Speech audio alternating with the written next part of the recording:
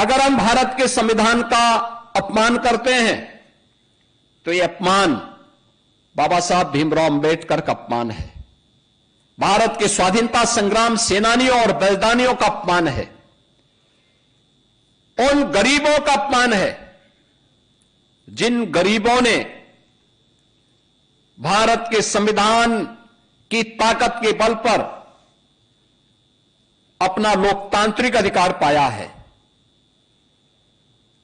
उस आधी आबादी का अपमान है जिस आधी आबादी को भारत के संविधान ने पहले आम चुनाव के अंदर ही मत देने का अधिकार प्रदान कर दिया था। दुनिया के अंदर ऐसा नहीं था। दुनिया के अंदर आधुनिक लोकतंत्र का उद्घोषणा करने वाले तमाम देशों में जब आप लोकतंत्र की बात करते हैं, मताधिकार की बात करते हैं, तो दुनिया के अंदर आधुनिक लोकतंत्रवादी उन्होंने अपने कुछ ही तबके को मत देने का अधिकार दिया था। दुनिया के तमाम बड़े देशों में जो आधुनिक लोकतंत्र पर अपना दावा करते हैं और उसका ठेकेदार बनकर के घूमते हैं, वे लोग अपने यहां आधी आबादी यानी महिलाओं को मत उन्होंने देने का अधिकार बहुत बाद में दिया। लेकिन भारत ने पहले दिन से ही हर वयस्क मतदाता को, अगर वह भारत का नागरिक है, किसी भी जाति का है, किसी भी क्षेत्र का है, किसी भी मत और मजहब को मानने वाला है, उसकी उपासना विधि कुछ भी है, अगर वह भारत का नागरिक है तो वयस्क मतदाता को मत देने का अधिकार भारत के संविधान ने भारत के प्रत्येक नागरिक को प्रदान किया। भारत के अंदर बिना भेदभाव के संविधान लागू होने के साथ ही सामाजिक रूप से अस्पृश्य कहे जाने वाले दलित समाज के लिए, जनजातीय समाज के लिए आरक्षण की व्यवस्था भी भारत के संविधान ने दी और उनको यह अधिकार समाज की मुख्य धारा के साथ जोड़ने और सामाजिक समता के निर्माण में उनकी भूमिका का निर्वहन किया जा सके, इस दृष्टि से एक बड़ा क्रांतिकारी अभियान ये भारत के संविधान ने भारत के प्रत्येक अनुसूचित जाति जनजाति के नागरिक को प्रदान किया। और भारत के संविधान के प्रति ही उन भावनाओं को आगे बढ़ाने के लिए आज नया भारत उस दिशा में तेजी के साथ आगे बढ़ा है। कर्तव्यों के निर्वहन की बात, उसमें नागरिक कर्तव्य वहीं पे आता है, यानी विरासत का सम्मान से लेकर के गुलामी की मानसिकता को समाप्त करना, सैनिकों को और वर्दीधारी फोर्स का सम्मान देने के साथ ही सामाजिक एकता और समता के लिए कार्य करने के साथ ही नागरिक कर्तव्य हमारे लिए उतना ही महत्वपूर्ण है। हम जिस क्षेत्र में काम कर रहे हैं, एक छात्र अगर ईमानदारी के साथ अपने छात्र के कर्तव्य का निर्वहन करता है तो मान करके चलिए कि भारत के संविधान को सम्मान कर रहा है। अगर एक शिक्षक ईमानदारी से अपने कर्तव्यों का निर्वहन करते हुए अपने उत्तरदायित्वों को पूर्ण कर रहा है, इसका मतलब वह भारत के संविधान का सम्मान कर रहा है। एक व्यापारी ईमानदारी के साथ अपने व्यापार कार्य को संपन्न कर रहा है तो ये मान करके चलिए कि वह भारत के संविधान को सम्मान दे रहा है। अगर एक शासकीय सेवा में कार्य करने वाला कोई कार्मिक ईमानदारी के साथ अपने उत्तरदायित्वों का निर्वहन कर रहा है तो यह मानकर के चलिए कि अपने नागरिक कर्तव्यों का ईमानदारी पूर्वक निर्वहन करते हुए भारत के संविधान के प्रति अपनी सच्ची निष्ठा का ईमानदारी पूर्वक निर्वहन भी कर रहा है। लेकिन अगर कोई व्यक्ति चाहे वह किसी भी पद पर है अगर वह ईमानदारी के साथ अपने उत्तरदायित्वों का निर्वहन नहीं कर रहा है, तो इसका मतलब वह भारत के संविधान का अनादर कर रहा है, वह भारत के स्वाधीनता संग्राम सेनानियों का निरादर कर रहा है। अगर वह भारत की विरासत का अपमान करता है, तो यह केवल विरासत का अपमान नहीं, बल्कि यह भारत के स्वाधीनता संग्राम सेनानियों, उन हुतात्माओं, बलिदानियों का भी अपमान है, जिन्होंने अपना सर्वस्व न्यौछावर देश की आजादी के लिए किया था। अगर वह एक यूनिफॉर्मधारी फोर्स का अपमान कर रहा है, उनके विरुद्ध टिप्पणी कर रहा है, तो यह अपमान भारत के संविधान का भी अपमान है, यह भारत के स्वाधीनता संग्राम सेनानियों का भी अपमान है, यह भारत की व्यवस्था का भी अपमान है। अगर वह व्यक्ति गुलामी की मानसिकता को धारण करने के लिए भारत के नागरिकों को बाध्य कर रहा है, या किसी भी तबके को उस मानसिकता के साथ संचालित करने का प्रयास कर रहा है, तो मान करके चलिए कि वह भारत का अपमान कर रहा है, भारत की स्वाधीनता संग्राम सेनानियों, भारत के नागरिकों का अपमान कर रहा है। अगर समाज में जाति के नाम पे, क्षेत्र के नाम पे, भाषा के नाम पे विद्वेष की खाई को चौड़ा करके अराजकता और अव्यवस्था पैदा करने का प्रयास कर रहा है, तो ये मान करके चलिए कि वो भारत का अपमान कर रहा है, भारत की उस एक बार फिर से उन स्थितियों की ओर ले जाने का प्रयास कर रहा है जो भारत को कमजोर कर रहा है। यह भारत के संविधानविदों का, भारत के संविधान निर्माताओं का अपमान है, बाबा साहब भीमराव अंबेडकर का अपमान है। और जब हम अपने कर्तव्यों का ईमानदारी पूर्वक निर्वहन नहीं करते, तो यह भी एक प्रकार से संविधान निर्माताओं का अपमान है। जब एक छात्र ईमानदारी से अपना पाठ समय पे पूरा नहीं करता, तो अपने उन महापुरुषों का अपमान कर रहा है।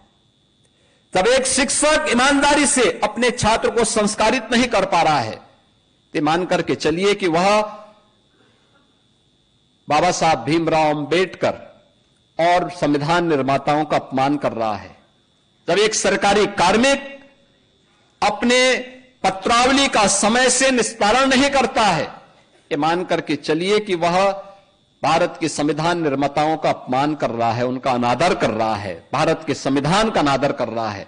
और ये पंचप्रण इसलिए प्रधानमंत्री जी ने विकसित भारत के लिए, भारत के प्रत्येक नागरिक के लिए आवश्यक माने।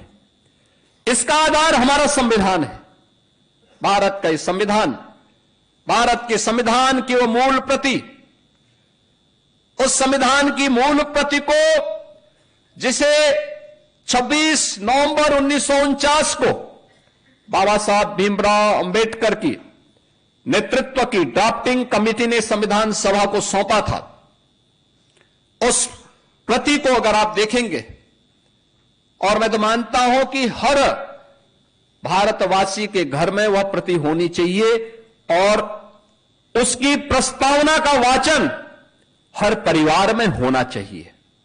हो सकता है कि विस्तृत संविधान को हर व्यक्ति पढ़ ना पाए, उसके एक एक बंद और उपबंध के बारे में, धारा उपधारा के बारे में वह जानकारी न लेना चाहता हो, लेकिन हमें उसकी उस मूल प्रस्तावना के साथ साथ उसके भाव क्या हैं, आप देखेंगे भारत के मूल संविधान में पुष्पक विमान से अयोध्या के लिए भगवान श्री राम माता सीता के साथ आता हुआ चित्र भी उसमें लगा हुआ है। महाभारत के युद्ध में श्री कृष्ण के द्वारा गीता के उपदेश का भी चित्र उसमें स्थापित है। महात्मा बुद्ध से लेकर के सम्राट अशोक और उन महान महापुरुषों के चित्रों को उसके माध्यम से देने का, भारत की इस विरासत के प्रति गौरव की अनुभूति करने का अवसर भी दिया गया है। ये सभी चीजें हमें बताती हैं कि भारत का संविधान हमें विरासत के प्रति सम्मान देने का भाव हमारे मन में व्यक्त करता, हमारे मन में इस प्रकार के भाव को पैदा करने का प्रयास कर रहा है। लेकिन हम आज भी उन चीजों से अपने आप को हटते, कहीं ना कहीं उससे विमुख होते हुए दिखाई देते हैं। और इसलिए आज का दिन हम सबके लिए अत्यंत महत्वपूर्ण है। और उसमें सारी बातों का निचोड़ एक बात में आता है, वह आता है अपने नागरिक कर्तव्य का ईमानदारी पूर्वक निर्वहन करना। और नागरिक कर्तव्यों के ईमानदारी पूर्वक निर्वहन की दिशा से केवल अधिकार की चर्चा न करें। और याद करना, बहुत सारी चीजें ऐसी होती हैं, कहीं अगर धुआं उठ रहा है तो हमें सतर्क होना चाहिए, सजग होना चाहिए। सतर्क और सजग इस बात को लेकर होना चाहिए कि अगर पड़ोस में आग लगी है, हम सतर्क नहीं हैं, हम उसको बुझाने में योगदान नहीं दे रहे हैं, तो मान के चलिए कि देर सवेर हम भी उसकी चपेट में आएंगे। हम गलतफहमी नहीं पालनी चाहिए। आपने देखा होगा एक उस ट्रेड यूनियन की प्रवृत्ति जिसका भाव क्या था कि हमारी मांगें पूरी हो चाहे जो मजबूरी हो, यानी हर कीमत पर उनके गलत और सही फैसले लागू होने चाहिए। ये वृत्ति नहीं, कार्य करो, काम का उचित दाम दो। यानी व्यक्ति अगर ईमानदारी पूर्वक कार्य कर रहा है, उसको सम्मानजनक मानदेय और जीने का पूरा अधिकार मिलना चाहिए। यही तो लगातार आज देश के अंदर प्रधानमंत्री मोदी जी के द्वारा, उनके नेतृत्व में डबल इंजन की सरकार के द्वारा जो प्रयास प्रारंभ किए गए हैं, उसी श्रृंखला का हिस्सा है। आज के इस अवसर पर मैं आप सबका आह्वान करूंगा, विकसित भारत की संकल्पना को आगे बढ़ाने के लिए विकसित उत्तर प्रदेश सही है। और विकसित उत्तर प्रदेश के लिए विकसित लखनऊ या हरेक स्तर पर उस प्रकार की एक मानसिकता हम सबको पैदा करनी पड़ेगी। मुझे बताते हुए प्रसन्नता है, हमने गत विधान मंडल के सत्र के दौरान इस पे 24 घंटे की चर्चा चलाई थी और इस पे हुई वह चर्चा 12-13 अगस्त को हुई यह चर्चा। मुझे बताते हुए प्रसन्नता है कि हम लोगों ने जब इसका पोर्टल लॉन्च किया और प्रदेश भर से सुझाव मांगे, मुझे बताते हुए प्रसन्नता है कि अब तक हमें 98 लाख से अधिक सुझाव प्राप्त हुए हैं विकसित उत्तर प्रदेश के लिए। विकसित भारत, विकसित उत्तर प्रदेश के लिए हर व्यक्ति ने अपने स्तर पर सुझाव दिए हैं, अलग अलग सेक्टर में दिए हैं। शिक्षा में क्या होना चाहिए, हेल्थ सेक्टर में क्या होना चाहिए, एम्प्लॉयमेंट और स्किल डेवलपमेंट के लिए क्या कुछ किया जाना चाहिए, पब्लिक ट्रांसपोर्ट में क्या कुछ होना चाहिए, एग्रीकल्चर और इरिगेशन में क्या कुछ होना चाहिए, इन्वेस्टमेंट के लिए, सिक्योरिटी के लिए, सुशासन के लिए क्या कदम उठाए जाने चाहिए। 98 लाख से भी सुझाव अब तक हमें प्राप्त हो चुके हैं। ये चीजें दिखती है और ये हर तबके के लोगों ने दिया है, हर तबके के लोगों ने सुझाव उपलब्ध करवाए हैं। यह दिखती है कि व्यवस्था के साथ हर व्यक्ति जुड़ना चाहता है, हर व्यक्ति चाहता है कि कुछ चेंज हो, कुछ अच्छा हो, अच्छा होने की प्रवृत्ति। 98 लाख लोगों का मतलब हर 5 परिवार में से एक परिवार का हमारे पास सुझाव आ चुका है।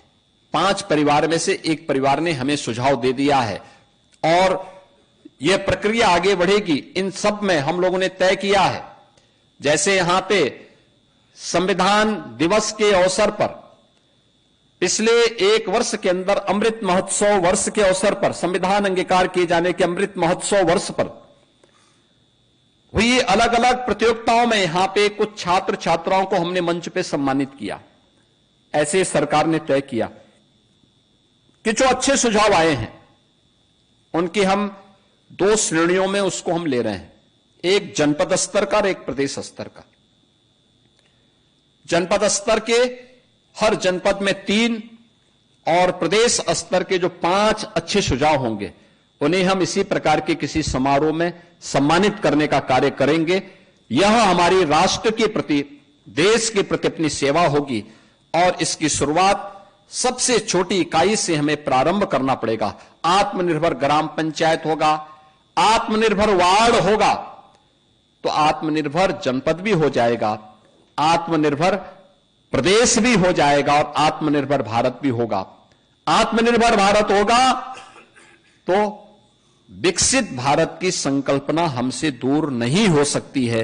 इस विश्वास के साथ मैं आज के इस अवसर पर संविधान दिवस की अंगीकृत किए जाने की इस तिथि पर संविधान दिवस के अवसर पर पूरे प्रदेश वासियों को एक बार फिर से हृदय से बधाई और शुभकामनाएं देता हूं।